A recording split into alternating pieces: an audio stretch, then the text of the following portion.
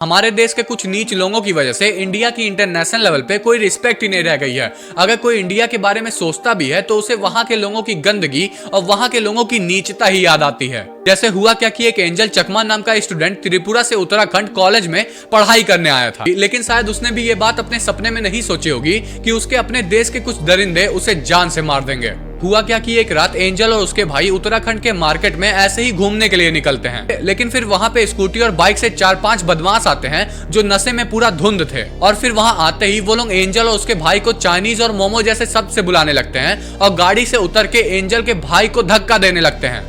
लेकिन जब एंजल अपने भाई माइकल चकमा को बचाने के लिए उन लोगों से ये कहता है कि हम लोग इंडियन है, हम लोग चाइनीज नहीं है, तो वो लोग इस बात से गुस्सा हो जाते हैं और एंजल के ऊपर चाकू और रॉड से हमला कर देते हैं। और फिर एंजल का 17 दिन हॉस्पिटल में अपने जान के लिए लड़ते लड़ते आखिरकार उसकी मौत ही हो जाती है। और जो लोग सबसे पहले बांग्लादेश के हिंदुओं के लिए आवाज उठा रहे हैं उनसे मैं ये पूछना चाहता हूँ कि क्या आपने अपने देश के हिंदुओं को पूरी तरीके से बचा लिया? जहाँ पे हमारे देश के लोगों को सिर्फ इसलिए मार दिया जाता है कि वो नॉर्थ ईस्ट से आए हुए हैं, वहाँ पे क्या ही बोला जाए। और जब वहां के ही लोगों के साथ ऐसा होने लगे तो ये बहुत गलत बात है। मेरी तो बस यही रिक्वेस्ट है हमारे देश के गवर्नमेंट से कि जिन लोगों ने भी ये किया है उनको कड़ी से कड़ी सजा जरूर मिलनी चाहिए।